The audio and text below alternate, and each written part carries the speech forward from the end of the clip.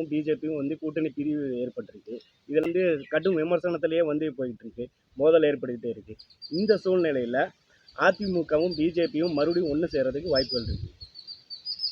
அதாவது ஒரு நல்ல விஷயத்தை நான் உங்களுக்கு சொல்கிறேன், நல்லா கேட்டுங்க.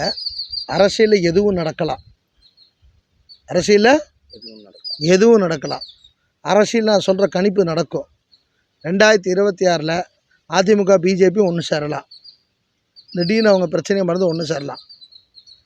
ஓபிஎஸ் இபிஎஸ் சசிகலாமா ஒன்று சேரலாம். சரியா?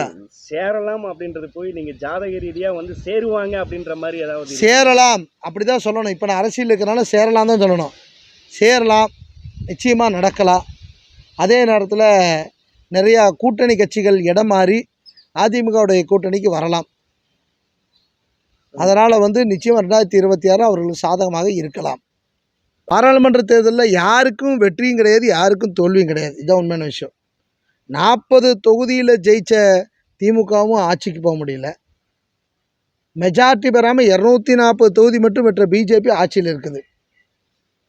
அதனால் இது யாருக்கும் தோல்வியும் கிடையாது, இதுவும் கிடையாது. ரெண்டாவது, இது வந்து நாடாளுமன்ற பிரதமரை தேர்ந்தெடுக்கின்ற தேர்தல். அதை மக்கள் நல்லா உணர்ந்திருக்காங்க.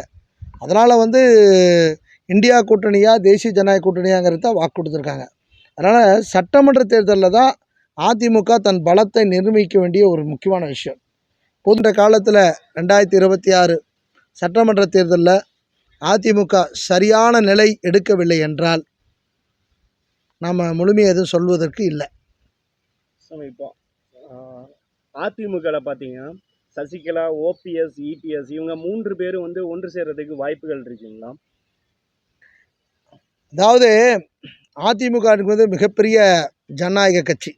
புரட்சித் தலைவர் எம்ஜிஆரால் ஆரம்பிக்கப்பட்டு புரட்சித் தலைவி ஜெயலலிதா அம்மாவால் மிக பிரம்மாண்டமான சக்தியாக உருவெடுத்த சக்தி.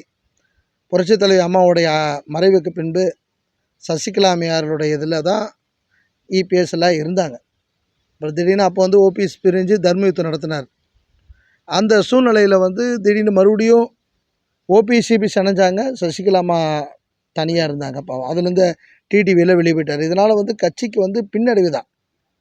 ஒவ்வொரு நேரமும் அவங்க நடந்த அந்த 10 தேர்தலையும் அவங்களால ஒரு இதுலேயும் கூட வெற்றி பெற முடியலையே. 10 தேர்தல்கள், உள்ளாட்சி தேர்தல், ஊர உழைச்சி, எதுலேயும் அவங்க வெற்றி பெற முடியல. அதில் வந்து ஒரு மைனஸ் பாயிண்ட்டு தான். பொதுவாக வந்து ஓட்டுக்கள் வந்து சிதறிடுச்சு. அதிமுகவுடைய மினிமம் தமிழ்நாட்டுடைய ஓட்டு வங்கிங்கும்போது 32% இருந்தது. இப்போ இவங்க பிரிஞ்சு இருந்தனால 20% குறுகி இருக்குது. அது ஒரு பெரிய விஷயம். இபிஎஸ் கூட ஓபிஎஸ், சசிகலாமா மூவரும் ஒன்று சேருவதற்குண்டான காய்கள் நகர்த்தி கொண்டுட்டு இருக்கிறாங்க. நிச்சயமாக ஒன்று சேருவாங்க, அதில் எந்த மாற்றமும் இல்லை.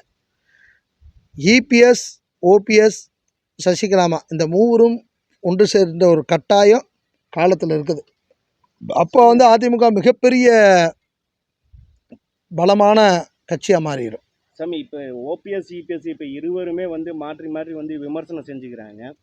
இந்த சூழ்நிலையில் நீங்கள் வந்து கண்டிப்பாக இவங்க ஒன்று சேருவாங்க. அரசியல் இதெல்லாம் சகஜம். இபிஎஸ் ஓபிஎஸ் சட்டம் போடுறது ஏன் எத்தனை விஷயங்களை வைகோ வந்து ஸ்டாலின் அவர்களை விமர்சிக்கலையா? எவ்வளோ மோசமாக விமர்சித்தார். இன்றைக்கி அவங்களாம் ஒன்றா இருக்கிறது இல்லையா? அதனால் அரசியலை பொறுத்தவரை காரி துப்புறதும் தொடச்சிட்டு போகிறதும் சகஜமான விஷயந்தான். ஆனாலும் ஓபிஎஸ் பார்த்தீங்கன்னா கடைசியாக அவர் வந்து சொல்லும்போது, நான் அதிமுக சேர்றதுக்காக என்ன தியாகம் வேணாலும் செய்வேன் அதிமுக கட்சிக்காக அப்படின்ற மாதிரி சொல்லியிருக்காரு. ஸோ இதனால் அவர் வந்து சேர்றதுக்கு உண்டான வாய்ப்புகள் இருக்குன்னு அவர் நிலைப்பாடு வரவேற்கத்தக்கது தான். அதை வந்து அதிமுகவுடைய கட்சியினுடைய நிர்வாகம், அவங்க பொதுக்குழு உறுப்பினர்கள்லாம் நிச்சயமாக முடிவெடுப்பாங்க. ஏன்னா அதிமுகங்கிற கட்சி முக்கியமாக, தனிநபர்களுடைய பிரச்சனை முக்கியமான அவங்க தான் முடிவு பண்ணிக்கணும். ஏன்னா எதுக்கு சொல்கிறோம்னா, நாங்களாம் அதிமுகவுடைய கூட்டணியில் கிட்டத்தட்ட 10 ஆண்டுகளாக பிரயாணிச்சிட்ருக்கிறோம். அந்த கூட்டணியில் தமிழ்நாடு படித்த விஸ்வகர்மா கூட்டணி விஸ்வபாரத் மக்கள் கட்சியை பிரயாணிச்சிட்ருக்கிறோம். எங்களுக்கு வந்து இந்த கட்சியினுடைய வெற்றி முக்கியம், அதுதான் முக்கியம். வெற்றியாக இருக்கிறவனை அடுத்து வந்து விஜய் அரசியலுக்கு வர்றாரு. அந்த நேரத்தில் இவங்களாம் பிரிஞ்சிருந்தாங்கன்னா இவங்க ரொம்ப குறுகிடுவாங்க, ரொம்பவுமே. அதனால் வந்து அதிமுக வந்து நிச்சயமாக ஒன்று சேரணும்.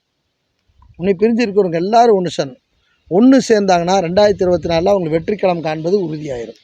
நம்ம இப்போ 2026 அந்த சட்டசபை தேர்தலில் வெற்றி பெறதுக்கு பார்த்தீங்கன்னா இவங்களுக்கு ஜாதக ரீதியாக வந்து அதிமுக ஒன்று சேருவாங்களா?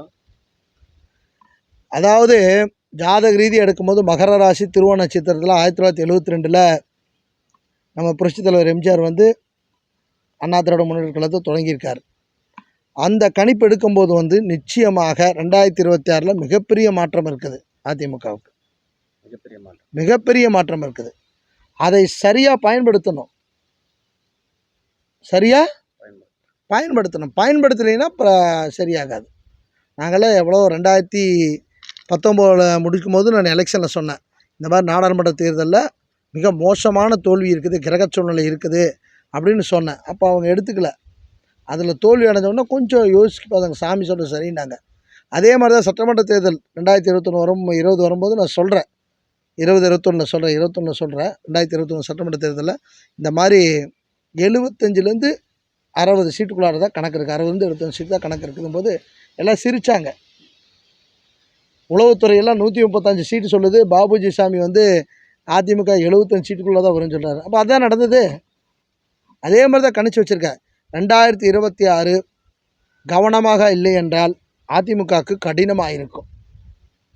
கவனமாக இருந்தால் தான் அதிமுக 2026 ஆட்சி கட்டலில் அமர முடியும். இல்லைன்னா மீண்டும் வந்து இவங்க தான் ஆட்சிக்கு வர்றதுக்கு வாய்ப்பு இருக்குது.